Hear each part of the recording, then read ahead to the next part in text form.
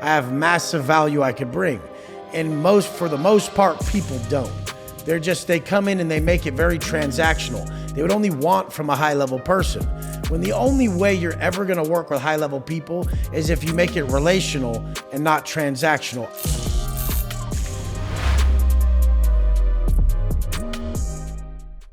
Awesome. So another episode of Adversity Kings. We're sitting here with Wes Watson. So I will give a little bit of an introduction. Wes Watson, I've been watching your content now for the last 2 or 3 years. Got put on by one of my boys in the insurance industry. Shout out my boy, Rob Jackson, back at home. And then I got connected with The Move, Miami. This is an incredible setup you guys have. Shout out Andrew. And we're about to dive in today. So how's your day going? I mean, I just got to say I like the name, Adversity Kings. Anyone who's followed my content knows that I've always said a man only gets to know himself and is introduced to himself during times of adversity. And the penitentiary was that for me. But not only did I do the time in the penitentiary, as we're going to fucking go over all this, it was the way I did it. So people out who watch this shit, they're like, well, I don't want to have to go to prison. Motherfucker, it's the way you live. It's making your day harder so that you can actually solve problems and you can not create them. There's 2 modes. There's either you're creating the problem or you're solving it, motherfucker. Absolutely. Yeah. So how long have you been on this journey of just self-development? Because I feel like a lot of people see where you're at now, but a fraction of individuals really can dive back even deeper than, I believe I traced it back when I was going through the history of everything. Was it 25 when you went away? Yeah, I went away at 25 and then, so I've really been doing this. I'm 40 now. It's been about 16 years. Yes. So, I mean, the thing is I always worked out, but I was a half-assed motherfucker like everybody on the street. I always wanted more, but I used vices. I always thought I was someone who was elevated and was going to do great things in life, but I took back steps. Yes. I realized over time that when you just have a simple plan and you stick to it during the times that you don't want to fucking do it, which is all mindset, that's how you just steadily stroll forward to your goals. Everyone's like, how'd you get so fucking far? I mean, look at everything you've done. Look how much you make. Look how you live. Look at your life. Look at you. I mean, fuck, I listen to you. It works. Like, how'd you get so far? And I'm like, I just kept moving forward. I didn't take back steps. Everybody's chosen back steps keeps them doing 5 steps forward all week, and then 2 massive back steps on the weekend is a typical person's week, to where they rarely get ahead. At that point, they're barely making 1 step ahead each week because those 2 back steps on the weekend are fucking massive. You should see the fuckery out here right now. Yes. There's some music festival. These motherfucking low frequency fucks are rolling around in the mud right now, doing Molly, humping the air. And that's somebody's kid. I would smack the shit out of my kids if they were doing that shit. Yes. Fuck. That's incredible you said that. Because I brought my top producer down here, Ryan Booker. He broke our all-time supervisor record last week. He did $55,000 in sales, and he's a young man. He's 20 right now. And I was telling him, I was like, listen, for you to separate yourself from mediocrity, you've got to give up what everybody else is doing. So look around at everybody playing around, wasting their lives. And some of them aren't 20 years old. I saw some 40, 50, and I'm like, do you not care about yourself? And I think you bring up a lot. It's like, I saw somebody, I was at the Capitol Grill in Chicago yesterday. A man's wife gets out of the car and takes a picture of another man's car. And I'm thinking to myself, I don't want to be that man. Oh, man. And you bring up the kids of do you know how much disservice you're doing when you're out here rolling around in the mud? You might be 20 now, but you're going to be 40 with a 5-year-old and you're going to be sloppy and no money. And it's like, money doesn't have to be everything. But then usually when I hear people say that, they're usually poor. So it's like. The thing is what I would like to say is I'm an offering. I'm an offering to you. You're an offering to me. I'm an offering to the world. You're an offering to the world. Would you receive you? Most people, if I tell them that, they don't even receive themselves. Yeah. They look in the mirror and they don't even accept the offering that they are to themselves. So, I mean, my whole thing is I'm bringing value. I'm an asset. Anywhere I go, I have massive value I could bring. And for the most part, people don't. They come in and they make it very transactional. They would only want from a high level person. When the only way you're ever going to work with high level people is if you make it relational and not transactional. I know Rob Jackson, closer Rob. Yes. And I mean, he's one of my, I love the kid. He's a good fucking kid. I know his story. He's told me his story. And the thing is that's how you make everything relational and not transactional. And broke people who need shit, they always make it fucking transactional. And top people don't want that. Top people, they say it's lonely at the top. Yeah, because there's only so few people who are producing, and then the people who want to make it into that 1% level or that fucking 0.25 level that I'm at, I mean, they really, the people who want to make it up there, they don't know how to act around top people. So I teach them all the fucking time, like, bring value. Don't just say, hey, like, I paid to be here, what do I get? Motherfucker, you can get your ass the fuck up out of here. We don't need your fucking pocket change, you know? They think they're building you. Like, we live in a world where they think the customer's right. Fuck no, you're not. Not in my world. You're about to invest and become so much greater of a person if you realize I'm right and you need to follow what I'm telling you. But they feel like you owe them or you have to serve them. And I've made my team of people not that way. But for the most part, society believes if they pay, then you owe them a certain degree of something. You owe them fucking results. And the thing is, in life, love ain't lies. Results in you, results in me, results in sales is going to come from deeper truths that you have to unlock by telling people shit they don't want to fucking hear. The best basketball coaches, the best coaches in sports, the best coaches in business and life, they're going to break you. They're going to bring out they're going to show you what you really are and more importantly, what you're not. Absolutely. Absolutely. That's fire. And I think about that with, specifically me. I've been in the life insurance industry since I was 18 years old. I love life insurance. Yes.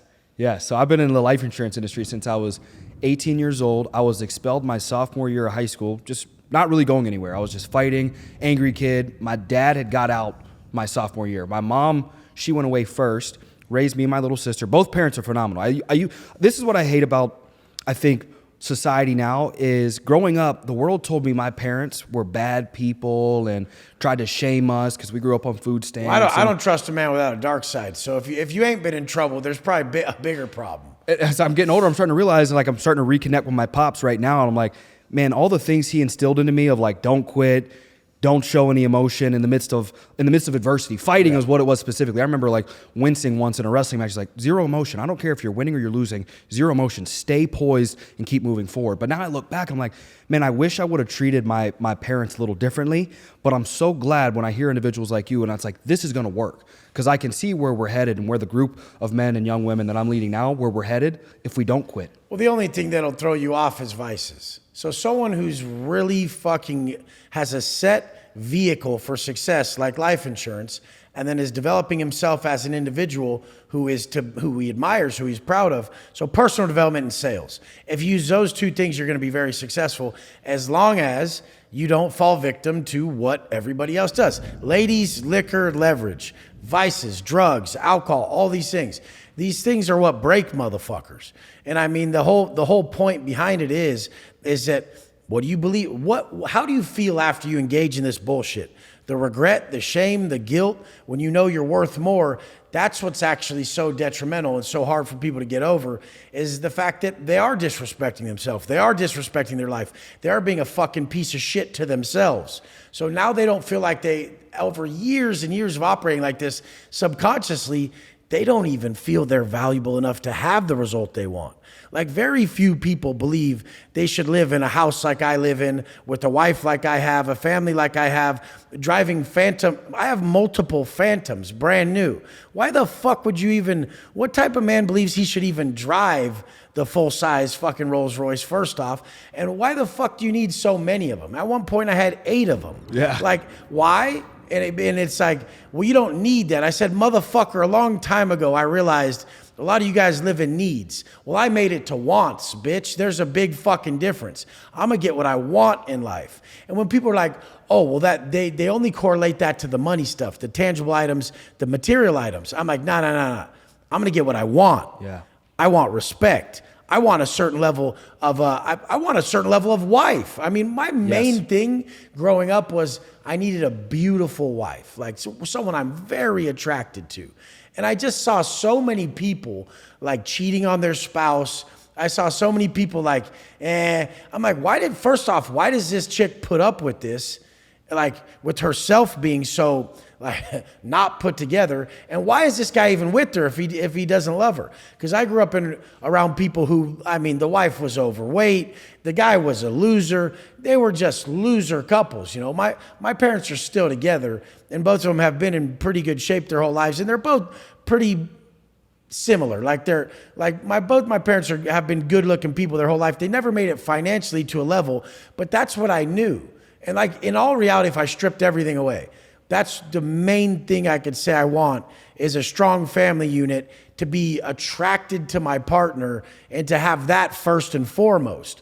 But then, you know, my dad never really made it financially. So I saw that was the biggest struggle that was taking away what I wanted, which was a strong family unit, a good marriage and all that. And that was the biggest strain on the marriage. So if the main focal point, the first foundational thing that Wes Watson wants is a strong family and a great loving marriage, well, then I need the money too, because I saw that was the main struggle. Yes. And when there wasn't enough each month. And I mean, who the fuck like really wants to live a life where they're told no so much because of their inability to increase their financial status? Yes, 1,000%. I'm actually glad I've watched pretty much all your content, but as I'm looking back, I'm like, nobody really dives into the origin. And I've heard you mention your story in regard to growing up, California, correct? And kind of like a middle class, yes, but still San Diego, lower middle class, construction. I'm always curious, and this is what I like to find out about people. Who was the most influential person to you growing up? It was my dad for sure, and that's the main thing. Like the root of who I am, I learned from my dad. So basically, like, this man was the hardest working person you've ever met. And he was a monster. I mean, he's 6'5", 290, with just squiggly ass veins all through his chest and 22-inch arms, and his hands are just fucking, like, the dude's a fucking monster. They don't even make him like, they don't make men like him anymore. You don't even see him. And the thing is his work ethic. He would leave every morning, 5 a.m., to just work every day till 5 p.m. He would come home covered in fucking cement and plaster. Just literally, his whole face is gray. There's cracks in every part of his skin that are just like cement is actually forming, you know? Like, the guy wears fucking size 15 boots. Like, he'll fuck you up. Yeah. You don't tell the motherfucker no. That whole my dad will beat your dad's ass, that was like my dad will beat the whole block's dad's asses, yeah. Like at the same time. It was one of those dudes you can't fuck with. Yeah. So I knew men to be men who you can't fuck with. So I became a man you can't fuck with. Yeah. If you grew up with 2 fucking moms and shit, you're going to be a fucking pushover bitch. And if that's the hand you're dealt, please get a mentor like Wes Watson. Jesus, please. Because you're not going to be the man that the world needs.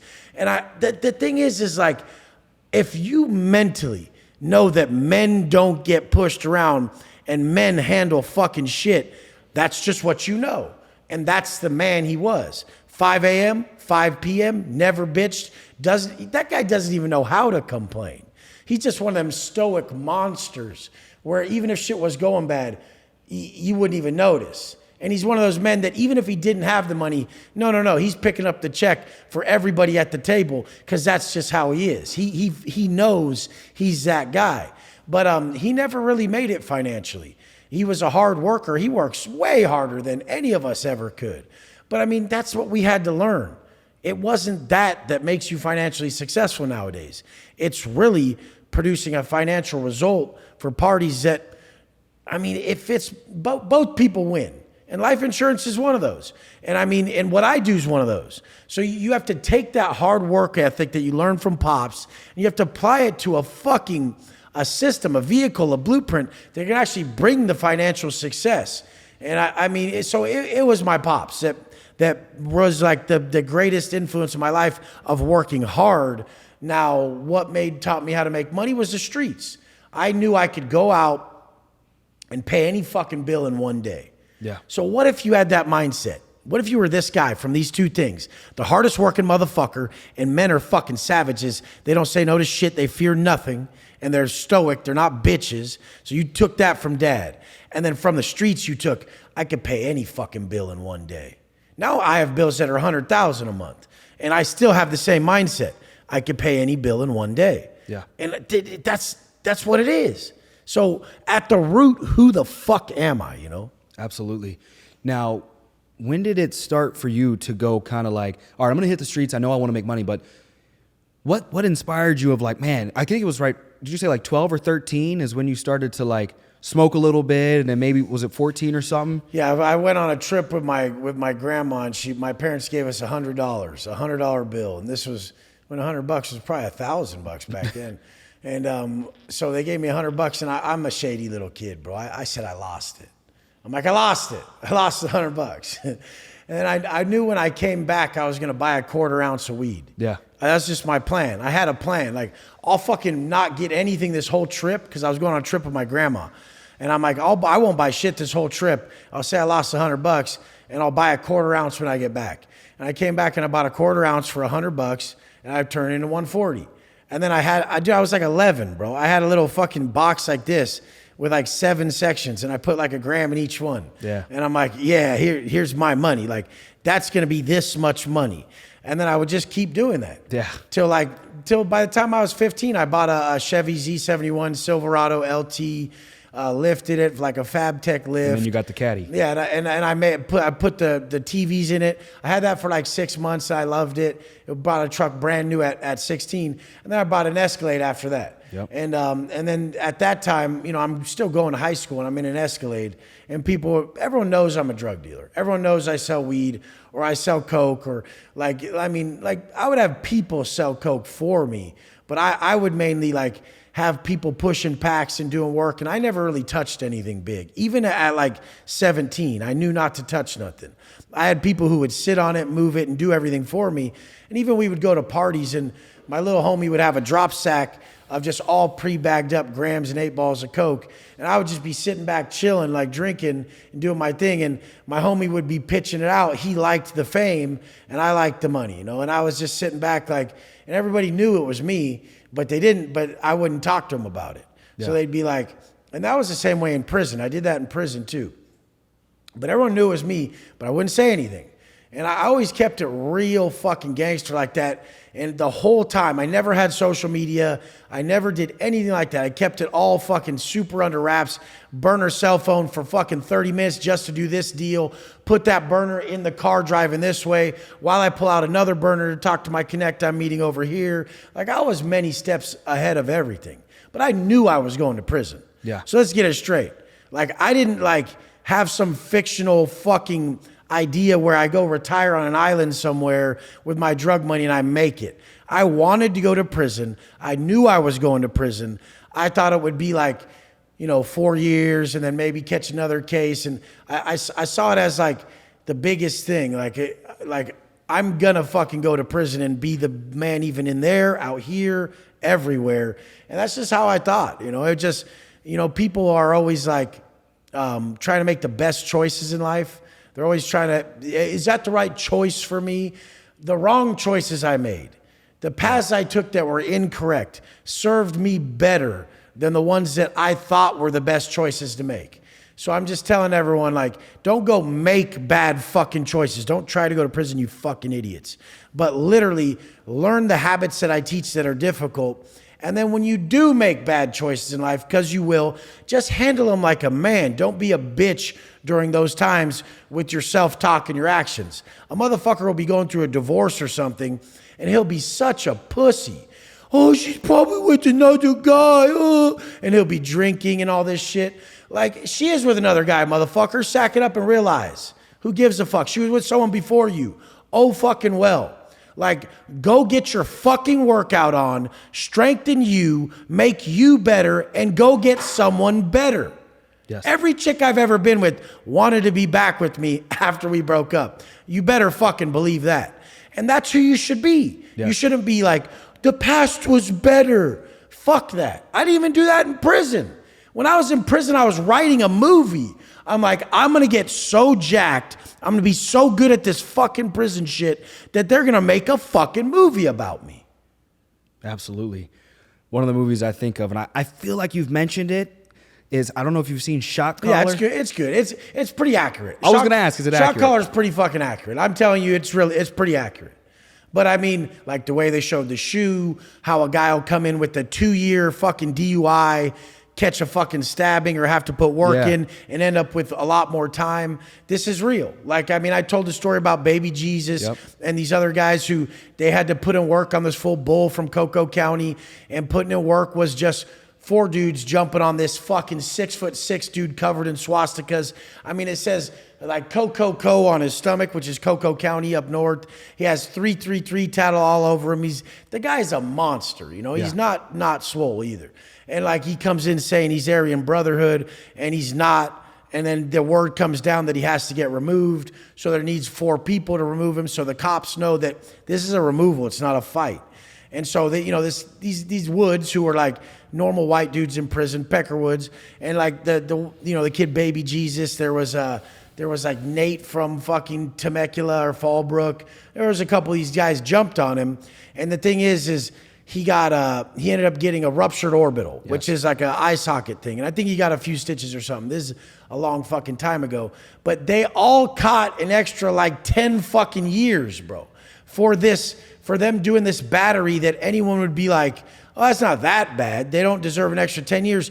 But they had 2 strikes, or they had a bunch of strikes, and they could have got struck out. So they have to sign for that much time. And Baby Jesus got out. He was at Corcoran, and I've talked to him online. These guys talk to me online for a little bit, and then they go back to the bullshit. Yeah. I'm curious because I'll see, like, one of my good buddies did 2 years, came out, but he came out and he was on the system. He was on the program, push-ups, self-development, came out, went back to vices. And I always check him. I'm like, you know what you're capable of. You went away, you build a business, you came out. What's that self-doubt?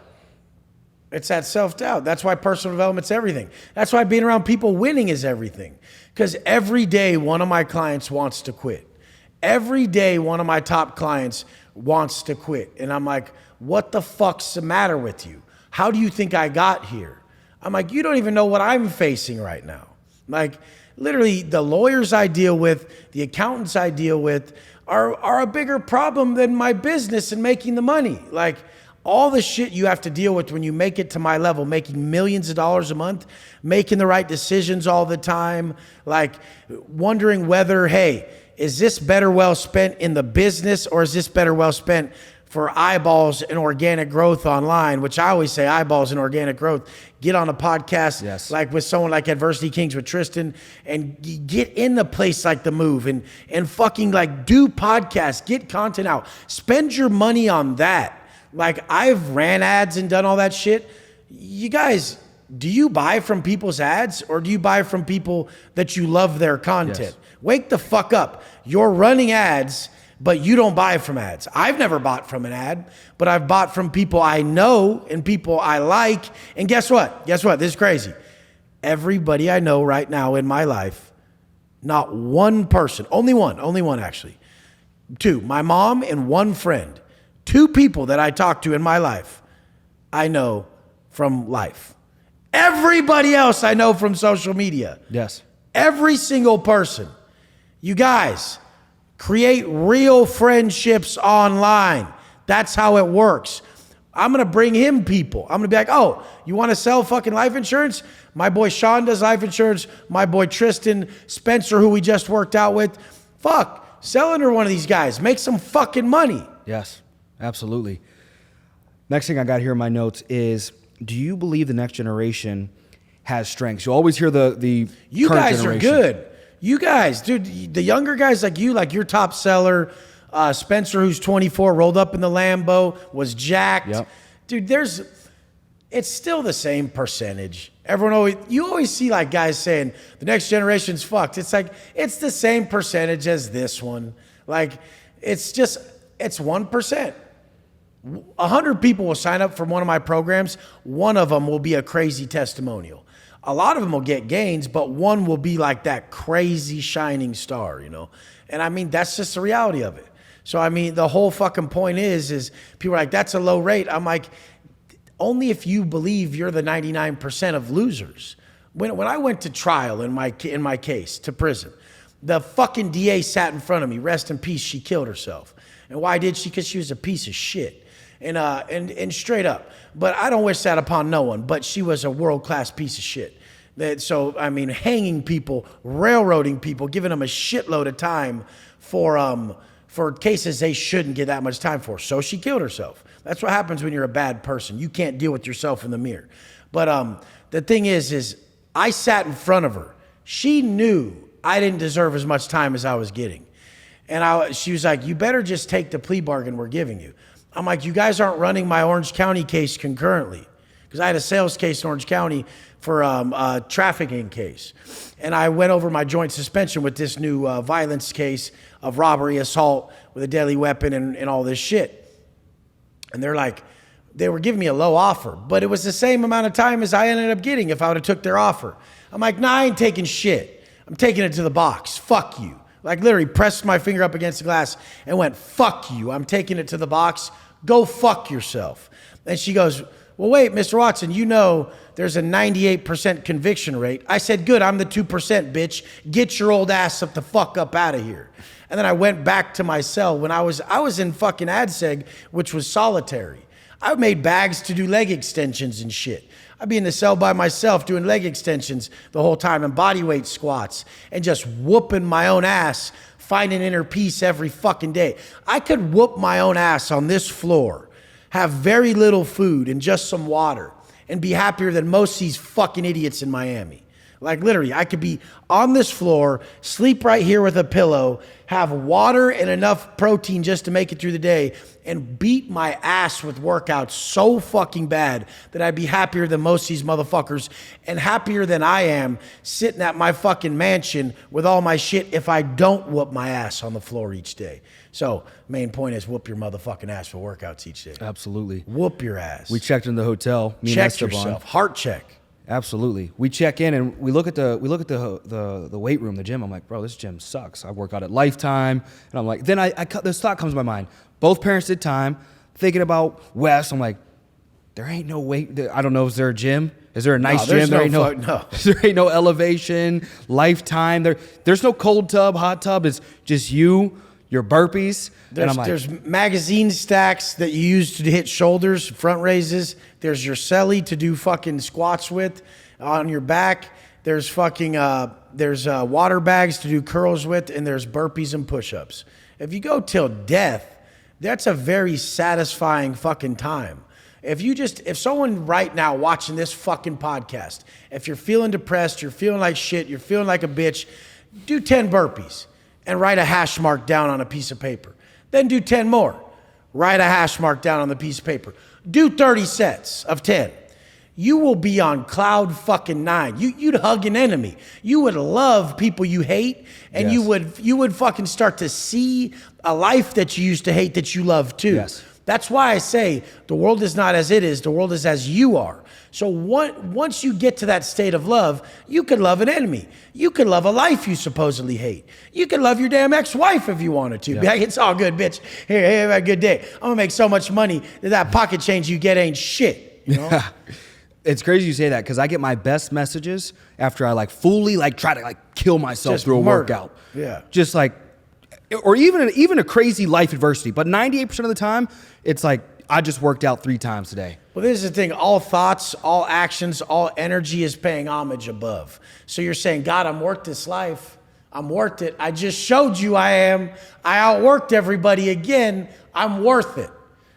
It's not the effort you put out. It's the frequency you operate at. But correct effort raises frequency. So your frequency is what you frequently see. And so many people operate at a low frequency that they're in that shame, guilt, desire, anger part of the pyramid. You guys Google the low frequency chart and just put in low frequency emotions chart. And you'll see a chart that has guilt and shame at the bottom and love and enlightenment at the top. I want you to get in a place of self-love each day where you love your life. And that's not free. A lot of you fucking just straight liars out there, you'll sit there and tell people, no, I'm positive, I'm in a good place. No. Positive people who are in a good place are moving forward at a massively quick trajectory in their life. It doesn't matter if they're, like I've said before, and other things. It doesn't matter if they're the sandwich artist at Subway. They'll be the top sandwich artist in the damn country in a week and own one of the motherfucking places in a year and a half. That's just how you work when you outwork everyone. So I tell everyone that they'll be like, well, how do I make money like you? I'm like, how could you? And they're like, what do you mean? I'm like, you suck. Yes. And they're like, what do you mean I suck? You barely know me. I'm like, I'm looking at you. You fucking suck. And they're like, well, what do you mean I suck? I'm like, you want to know the definition of someone being shitty at being them? You don't hold your word to yourself. So I'm looking at you right now, motherfucker. How you look, how you're put together. You are not proud of you. There's no way you could be, because I know how much more you could be. And I'm looking at you. I know your conscience, which is the authentic voice of God. I know God's calling you from within to look different, feel different, act different, and be different. And you're choosing not to. Yep. You're just going, fuck you. I'm not going to listen. But bless me when I cry like a bitch. We don't fucking do that. So, I mean, my whole thing is I live in a constant conversation with God, and I'm just like, what do you want me to do next? What do you want me to do next? I'm like, oh, I'm kind of afraid of that one. He's like, don't be, go, you know, and I just go. Yes. Like it's so powerful, bro. Everybody's so afraid of what? To lose what? Yeah. Like, you don't even like what you have. Why would it be a loss, you know? Absolutely. Absolutely. For those who swear a routine or some type of self-development isn't important or vital. Oh, man. Because people will point, especially in my industry, I'll see people point and be like, well, Tristan, they make the calls, but they don't need to do workouts. They don't need to do the cold tub. They don't need to read. They don't need to develop themselves. And they're millionaires. Or look at that billionaire. He's fat. She's this. They're that. What are your thoughts with people swearing the routine doesn't matter as long as you make the money? Well, I just personally know that when we vibe with someone, it's an easier close, it's a more congruent sale, and it's more trust. There's a better relationship being cultivated because the energy matches. At the top, these frequencies vibrate. At the bottom, these frequencies vibrate. You may get a sale done, but that doesn't mean that that's going to be a good connection, because you guys actually connected at the bottom. When you vibrate high, these frequencies vibrate at the top. Love, enlightenment, gratitude. Like, I have a very low fucking rate of people who aren't satisfied with the service I provide to them, because I teach them to operate at a high frequency, and I attract high frequency individuals. So, I mean, if you want to attract low frequency fucks who just have money, get ready to have a lot of screaming matches, a lot of battles. Like, people who don't treat themselves well, they don't treat others well. Hurt people hurt people. And there's no way a man who drinks, does drugs, and has tits isn't hurt. I mean, his wife is looking at every other dude. That hurts him. He's got the money, but he knows his wife wants to fuck Wes Watson opposed to him. And that's just what it is. And I don't even want to do that. I want him to level up and have a great, loving marriage. I would never disrespect my wife. I don't look at other women. Yes. Like, my wife's the hottest girl even in Elevation anyways when we go there. But I want the next guy to think that about his girl, because that's what love does. Love's a verb. When you've poured so much into someone, you love them. And when you've poured so much into someone, that verb, that action, that outward flow of love to people, you see what you're giving them. We really don't feel what other people give us. We feel what we give. So what we outwardly give is actually what we feel. So then if the other partner doesn't show it, the woman doesn't show acts of love to the man, she'll be like, I don't know, the relationship's kind of falling apart. You are. You're not invested in it anymore. You're not investing in it anymore. You don't go do kickbacks and ab workouts at the gym thinking about your man that he's going to be so proud of you. Your man's doing that, but you're not, because you're fucking stupid. You haven't learned from Wes Watson yet. Everything has an intention attached to it. If my intention was to fire off a dope-ass podcast for Tristan, he knows. I didn't show up here. I have had no food this morning, no carbs, no nothing, because I come in fasted so I can have clarity. I sacrifice to create a better moment and a better product. And I mean, if I came in, I ate pancakes, I smoked a joint out front, and I just left the strip club 3 hours ago, like these top earners that would be in Miami, engaging in a bunch of fuckery, their podcast wouldn't have the energy we're putting out right now. They would think they're all cool. It would be ego blocking a really hurt individual. Yes. Because people who think they're hard and they act that way, they're not vulnerable at all. They're not hard, they're hurt. And they're trying to put up a front, a shield, a fake version of themselves. Me and my people don't do that. Yes. We teach people that telling the truth is strength. Sharing with Tristan what I'm working on to better myself is a strength. real top people who have money that suck and they're hurt and they're not developed, they'll just tell you just their strengths. They won't tell you what they're working on. They'll just flex all their shit, and they won't be like, dude, I really need to get better in the gym. I feel like shit. Like, they won't be accountable to their next level of the work they need to work on. They'll try to act like they already have it figured out. I realized everything in life with what you're talking about. It probably was for me, probably 22, 23, that everything's just duality. So I realized ego equally equates to a certain level of insecurity. I was like, here's 100%. My weakness here, because I think I'm so big bad. I'm making 6 figures. I'm 21 years old. I'm about to make my first 7 figures. I'm like, I'm flexing all this money, and I'm like posting my 1099, and I only took home 200 grand. Like, I posted a 1099, and I'm just, this is open. And people are like, this is when I get the most love. People are like, damn, nobody opens up about that. Oh, I show my bank account. And that's what I tell. I was like, you got to look at bank accounts, receipts, because I've been making all this money. I'm like, dude, it's just in, out, I got to go up. When people say I'm on a jet and it's not like real, I straight post the fucking transaction coming out of the wire, you know. I tell the prices of all my shit. But and I show the pink slips to all my cars, everything. That's respected. But the thing is like the one time one of these top guys who's like a kind of a hood guy, and he's on some podcasts, he fucking screen recorded my account and then posted it and was like, here for all the haters and da-da-da. And someone sent it to me, and I wrote him, I said, oh, Derek's one of your clients, is he?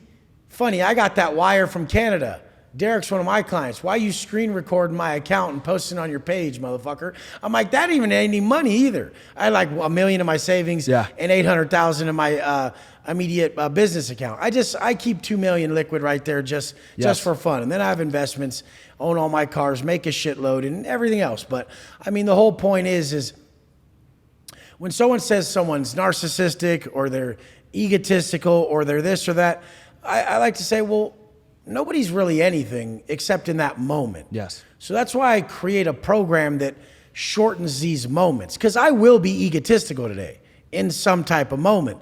I will be angry today. I will have narcissistic qualities today. And how long will they last? How aware of them am I?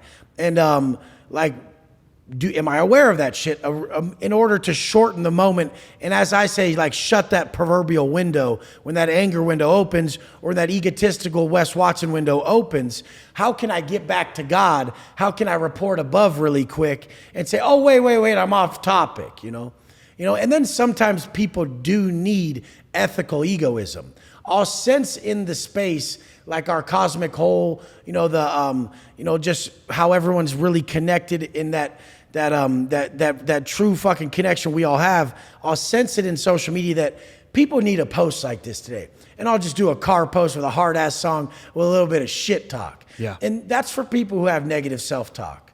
And that's for people who have haters. And that's for people who want to silence that voice inside of them that's actually their ego. Because your ego fucking shares with you. Your ego protects you from shame and embarrassment. So people who don't outwardly share have a big ego. People who don't do all that, they have a big ego. Their ego's protecting them from shame and embarrassment. People who don't make content, people who don't show their car even though they have it. Like, some people be like, I have a Rolls Royce, but I don't need to show it like in my comments. Yeah. I'm like, so wait.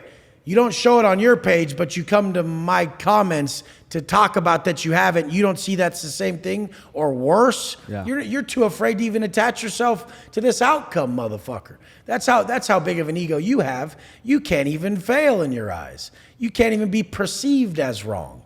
So I mean, the people with the least ego put it all out there and say, perceive me as you will. I don't give a fuck about the shame and embarrassment.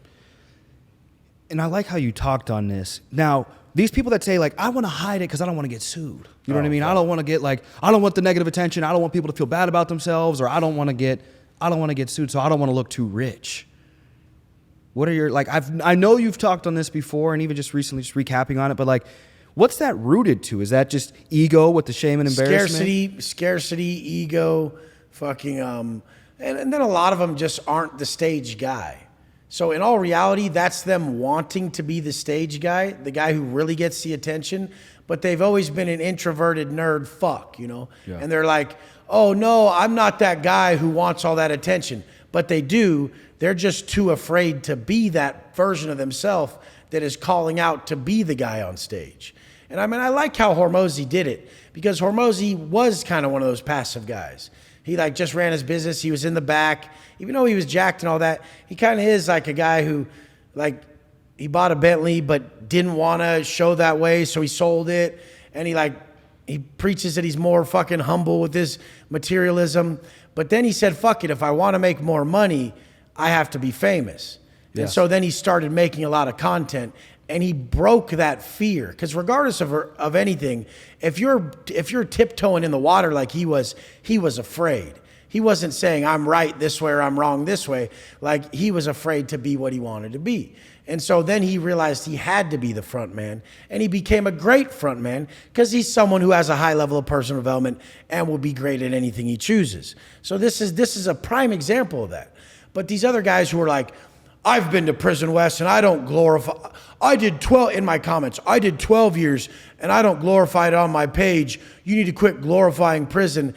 I just block them. But in all reality, they want to be able to talk like me. Yeah. They want the attention like me, and they're not the guy to do that. The guy who does that is the guy is the old Wes Watson, the root Wes Watson, who will have $100,000 saved up and spend 50 of it on a car. Like, that guy knows he belongs on the stage. That guy's not afraid to go broke. That guy knows he's worth it. That guy knows he's worth the better car. That guy will steadily climb. That guy will leverage himself because he believes in himself. Other people will play it safe with all their investments because they don't believe in themselves. They believe in the vehicle for success, which is the investment. They don't believe in Tristan or Wes. Tristan or Wes believe in Tristan or Wes to go out and sell today and pay the bill today. Yes. Most self-made billionaires were in sales. Yes. For themselves. So if everyone realized that most self-made billionaires were in sales for themselves, and a large portion of them, like the ones that are very close right now that we all see, are in the life insurance industry. But the thing is the people who choose the safe investments, the long route, over the guy who will make the risk, take the risk, and not be afraid, those are two different people. Yeah. The stage guy, the influencer, the guy on social media is the guy like me who will take the risk. I have a Bugatti coming next week. Yeah. This is the first time it's been heard. I have a bright orange 2023 pure sport Bugatti Chiron getting delivered next Thursday. And this probably won't come out by then, so you'll see it. But you'll see it on my social media. It is disgusting, and it was $5 million. And people are like, Wes, $5 million on it, you could have got this. Look you could just sit down and do whatever the fuck you want with your life. I will get the Bugatti, the jet, and the yacht, and the multiple mansions because I'll check one box off at a time. I didn't even seek a Bugatti. I didn't. My partner, one of my greatest mentees, Jados, he bought one, and it was 2020, I believe, and it was 3.7 million or 4.2 million or 3.5 million. I don't fucking know. But he bought one, and then it was like he unlocked it for me. So he gave me that unlock. He's like, I'm doing it. We're doing it. You know when the first guy ran the 4-minute mile, right? Nobody ran a 4-minute mile. Till the first guy ran a 4-minute mile. Then everybody ran a 4-minute mile. Get around people that are breaking barriers for you, because you don't believe $100K a month's possible till you realize Wes Watson has $1 million in bills a month and expenses, and he has to make $3 million a month. He has to. The people, I love what you're saying right here. The people that are scared to level up, because sometimes there's a price tag, like to get into a room, like, yeah, you can have we can operate at the same frequency, but sometimes there's just a price tag. People are like, I don't want to pay that. I don't want to pay that for that podcast. I don't want to do. Stay low. Stay low then. Stay at the bottom. Even me, the car I just bought was from a real famous car collector. Now, it's becoming a relationship because he's like, oh, this guy's on my level. We talk a lot now. And this guy's a billionaire, you know? And I mean, so the thing is he's reacting to my content about personal development. Yeah. So there's a mutual exchange that's going to take place. He has financial knowledge and capacity and is able to, break a level for me, because the guy has 8 Bugattis and 4 LaFerraris and 150 fucking cars or something. I don't fucking know. I don't do too much research on people. I see it, I believe it, I take it for what it is. And I do enough research to wherever I'm like, whatever the fuck. But the thing is if you're in Miami and you've been here a while and you're not hanging around or know a few hundred millionaires yet or a few billionaires yet or anything, like you're not paying the right price tag to get in the room. You're not going to the right places. You didn't go buy the right car or set yourself up right.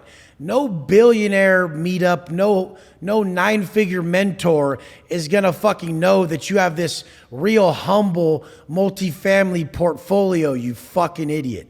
And by you fucking sitting there living like that, you're not gonna move forward quick. Now, is multifamily homes a great investment? It's one of the best. But just don't hide your success, is what me and Tristan are saying. Stop hiding it. I love that. The savers to poverty. That's what I call them. The guys that are in my business, they're like, Tristan, I just want to save all my money. I don't want to spend anything. I don't want to be on social media. I'm like, listen, dog, I haven't met many millionaires that just saved up. And if I did, they're 60 years old. I've been saving since I was 20. I was like, money's a tool, man. it's awesome, dude. And I'm like thinking to myself, like, well, just keep saving and being broke and not having the life that you want. I'm going to spend it all. I'm going to invest, get myself in the room, level up, and get around Wes Watson so he can introduce me. We can start building a relationship and see where it goes. 100%. I mean, I even just, when so my 11-year-old daughter is my stepdaughter. And when we were first driving, I think I had bought a Maybach cash at that time. I had a few Rolls Royces and a few other things. But I was driving with Angie and Alyssa, and I go, and this is before the baby was here, but I go, what's your dream car? And she just, with no hesitation, Bugatti. I'm like, damn, you're like that? Like, you're just straight to the top, huh? Like, holy shit. And I was like, this girl's gonna be big in life. She has big dreams still. If I can make sure that I don't shut down her dreams that are this big, like, she's gonna be big as long as she can be the face of something she's gonna sell, something she likes. So I'm already setting up my family. I've built my wife's coaching to where she has theta healing events that she does, and then she sells training and nutrition and mindset and energy and coaching for women and men. And day one, she did $8,000. So the very first day that we set up her coaching, she made $8,000. So you guys, building your personal brand is not just for your stupid ass. It's for your family. It's for everybody else. Do you not think like The Rock's kids, I don't know if he even has kids, but do you not think someone with that big of a brand, their kids can make a multi-fucking 9-figure business off just their name? My wife made $8,000 day one because she's connected to me and my brand. Now, the people that didn't want to sign up with psychopath Wes Watson signed up with calm, collected, great energy Angie.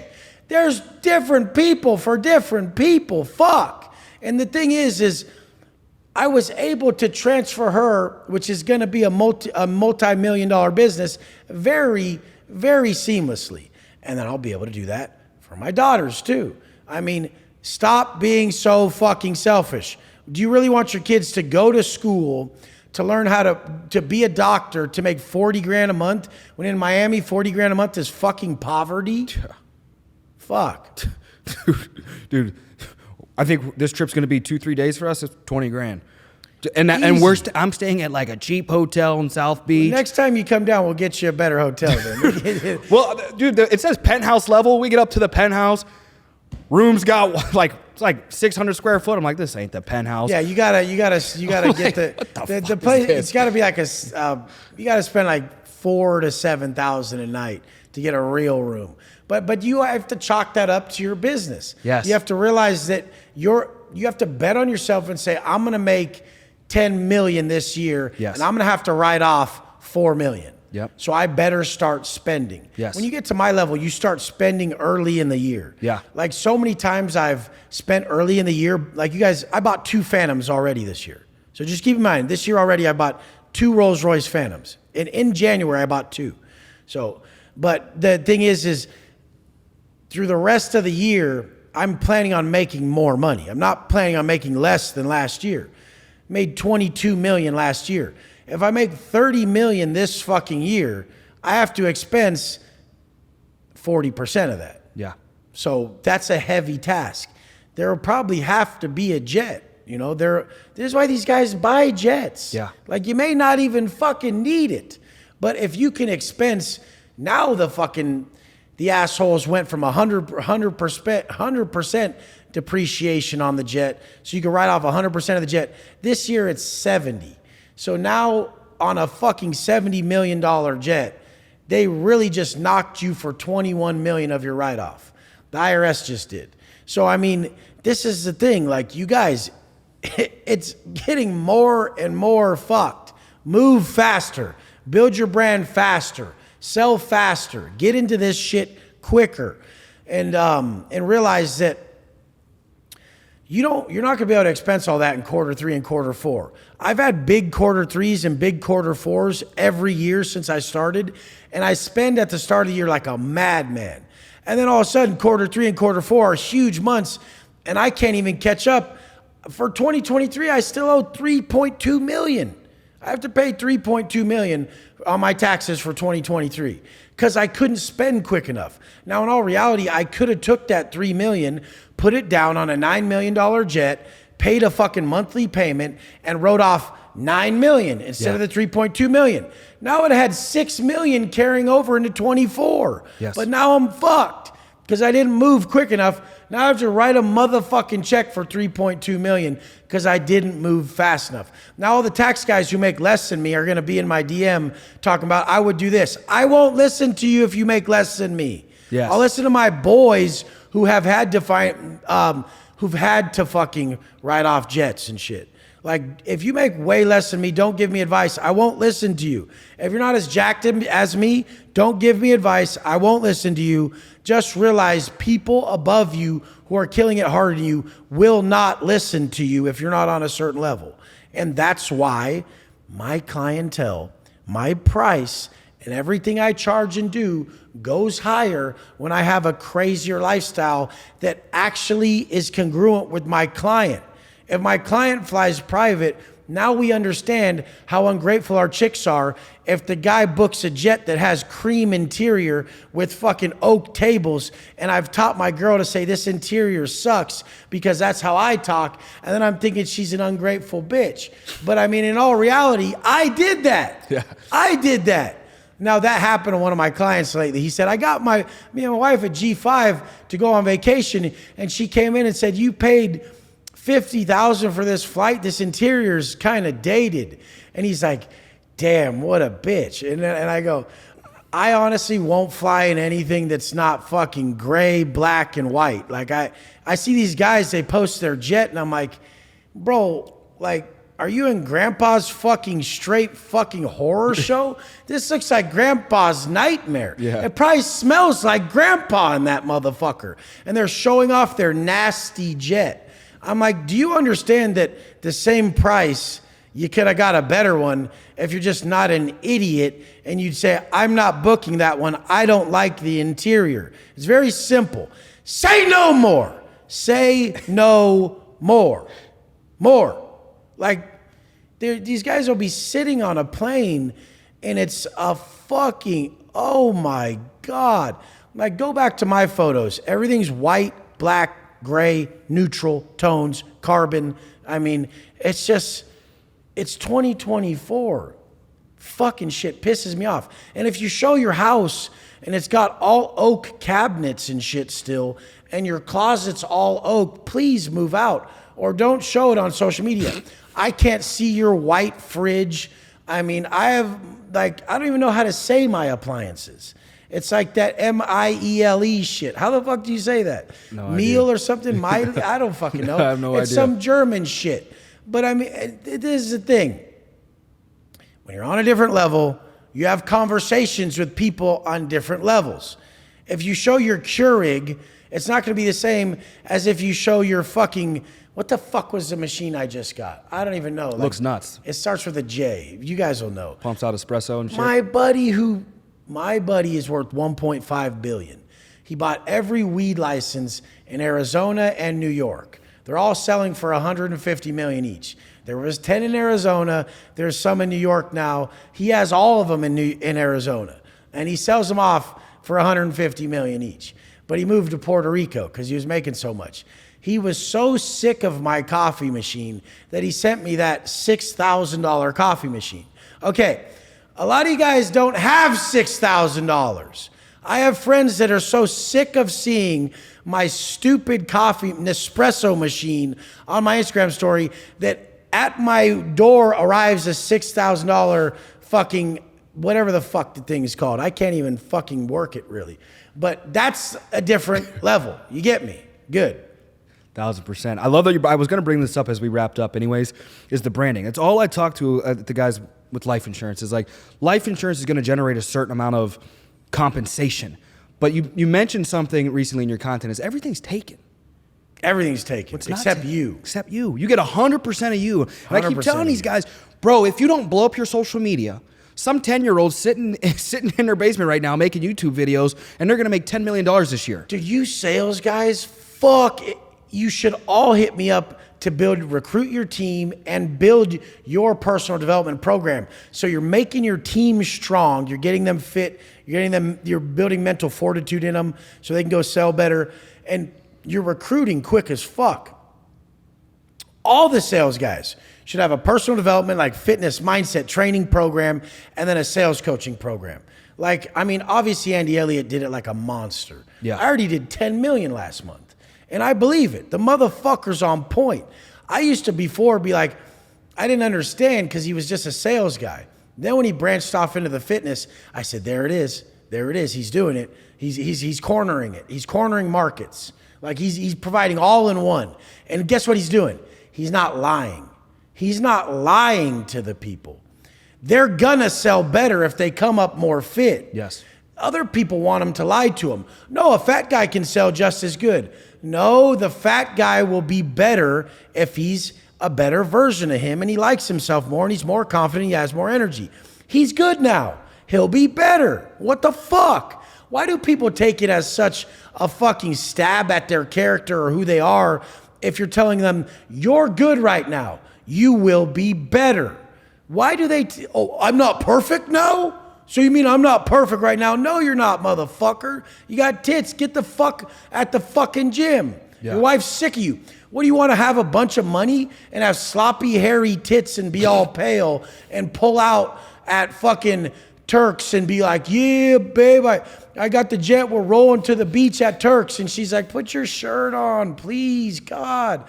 Or do you want to roll up all 10, all fucking covered in fucking gang tattooing from prison? Oh, wait, no, that's me.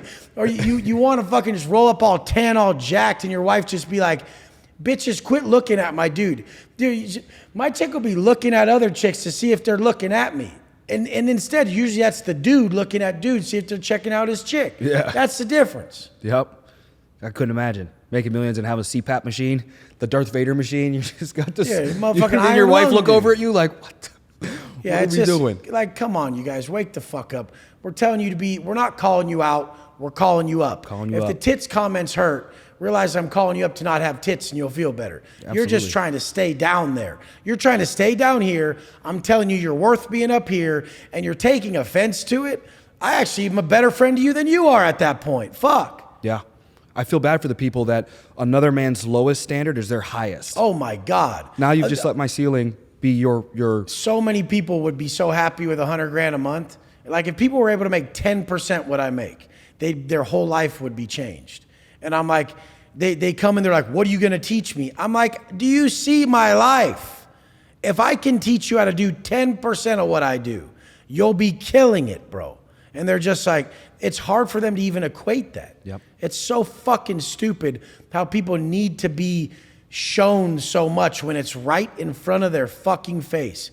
But you've actually told me back some of my most recent content and the old shit. So I know someone who studies that much is going to be good. Like, this is the thing we did on this podcast that all you fucking weirdos need to realize. I dropped a few names here and I only said good shit about them. Why the fuck do you guys believe you should go on podcasts and say negative shit about people? You don't sell yourself or your product by putting down other things. That just shows you don't believe in yourself and you don't believe in your product. You actually believe in the shit you're putting down more than what you're trying to say that you can do. Like, sell your shit. Only talk about your shit. It's this weird shit online now where men are getting platforms and getting a speaking voice by being outward victims. Oh my God, internet, come to my aid. This man yelled at me. Oh, did he, Tim? Oh, he yelled at you? Oh, come here. What the fuck, dude? Like, I literally have a top client. John Lennon's son, Sean Lennon. Yoko Ono's son, Sean Lennon. And he's well-read, a wise dude. And I used to talk to him about my relationship. And he'd say, I'd be like, yeah, but like whenever I need her to be there for me, she's not. And he's like, she's not supposed to. Yes. And I'm like, what? Like, that's all I need though, Sean. He's like, why would you want her to give you what you need? You need to get the fuck over that. I'm like, oh shit. He's like, she has it in her to keep you stronger by not giving you that. If she gave you that, then you would always seek that. And she would keep you weak. You guys are keeping these fucking professional victims weak by letting them come cry and get a platform when something bad in this big bad world happens to them. Make them take accountability, suck it the fuck up, not be a bitch, and move on to the next thing. And those are very real world fucking congruent things that I've seen that I even did. I would want my girl to be more there for me when I'm going through stuff. And he was like, bro, like subconsciously, a real woman who loves you won't let you be weak. 1,000%. She's not attracted to it, you fucking pussy. And I'm like, yes, that's the answer. So every time I get to where I'm like, but I need some of this sometimes. I'm like, you don't need shit. Yep. You need to show up as a man and be proud of what you bring to the table for your family and your girl. You don't need shit. You need to provide and be proud of that shit, motherfucker. And when you do, you'll get a way different result than her pitying and shaming your crybaby ass. She'll actually come up and suck your dick and be proud of you. And then she'll actually want to be with you physically. I don't know if you guys run that part, but I would run it. I run that shit all day. Run it, motherfucker. But dude, you guys are fucking grown victim whiners. And we're teaching society and males to even get attention that way. It's sickening. It's disgusting. Fuck. I think the percentage of males that would survive if we went back just even 100 years, probably 1%, like we opened up the podcast with. Fucking 1%. I don't even want to be the 1%. I'm the 0.000000001 fucking percent. When I saw that dude's wife get out of the car and before they go in, that hurts my soul. It's a Porsche GT3 RS, and I'm sitting there. I'm like, I can't have that life. I got to go harder. We got to get up.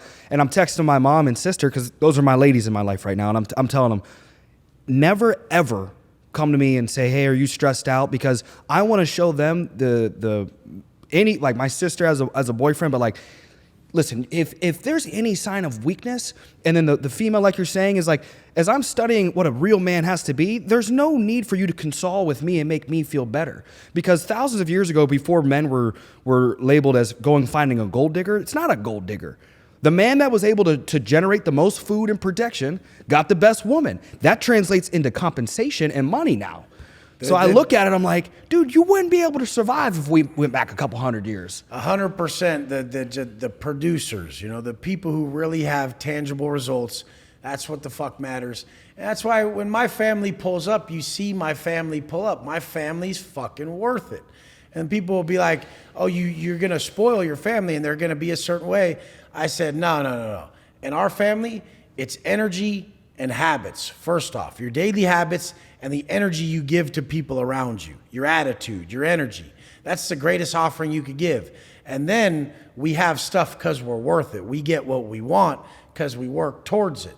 And it's too easy in my eyes. I wrote out the easiest fucking playbook and fucking blueprint for everybody that if you don't have a path, You go to weswatson.com, you get yourself right. You hop on my mid-level program. I get you mentally, physically, spiritually in shape. Once you're there, then we're going to get you in financial. We're going to get you financially right.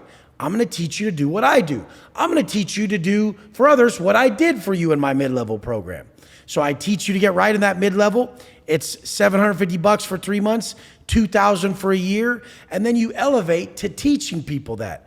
$3,000 a month, $20,000 a year. I've made plenty millionaires off of a fucking 4-figure investment. Absolutely.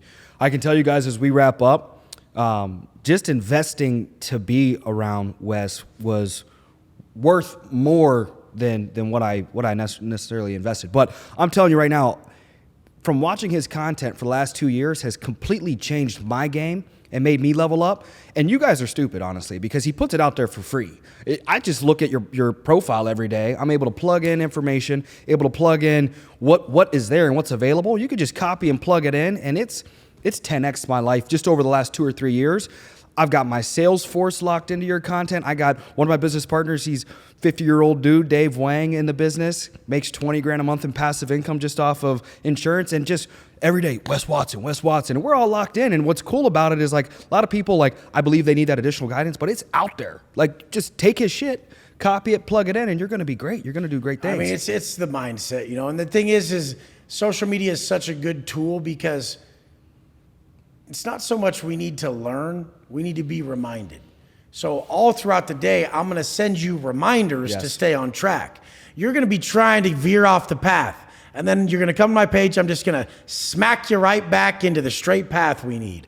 And I'm going to never fail you. So I'm going to keep you batted right in between what I call the systems that we need. Our conscience's call, everything we're supposed to be doing, and the guidance of regret. When we walk in between these two indoctrined beliefs that I have for everybody, we walk the perfect path in life.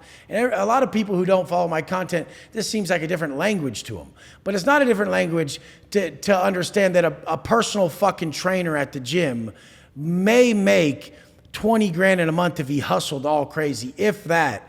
And the thing is, once he builds his shit online and he's able to sell four $750 programs a day to people that are going to change their life crazy, and it ends up being $3,000 a day, well, now he's making 90 grand a month. And he's not going to just sell 4 of those programs a day. He's going to have those recurring over time in a massive amount, and he's going to still sell 2, 3, 4, 5 programs that are $5,000, $750, $1,299, $2,000. He's going to fucking kill it. And it's not just fitness coaches. The guys who do the best in my program are real estate professionals, guys who've had massive results in sales, and then life coaches and fitness coaches. Those are the people who do the best. Absolutely. Guys, so you heard the pre-qualifications. It's not limited to those 4 groups. Anybody and everybody can reach out and get it done. But I'm telling you this right now, this is it. I always say that when I'm speaking. This is it. Go check out Wes Watson. If you want to sell some insurance, hit me up as well. And let's get your life right. Let's stop being broke. This has got to be the year. It's too easy to get rich. When I look up the top income earners on YouTube, there's 12-year-olds making $50 million this year. If you say you're broke, that's a choice. I believe being broke is a choice. I believe Wes would agree with that. And fuck, being stupid, being fat, being lazy, being broke is a choice in 2024. And I mean, we're putting it all out there. Our parents didn't have this. Let's go back to the start. My dad was the beast, the working man's man, a man's man, but he didn't make it financially. The 2 things that would have changed his life, and he would have made it financially, would be if he quit the drinking, personal development, and he had a mentor that was in the 9-figure space in construction. If he had those 2 things, there's no fucking way he wouldn't have made it, and all you guys have that opportunity now. Let's go. 207 episodes of Adversity Kings. Peace out. Yeah.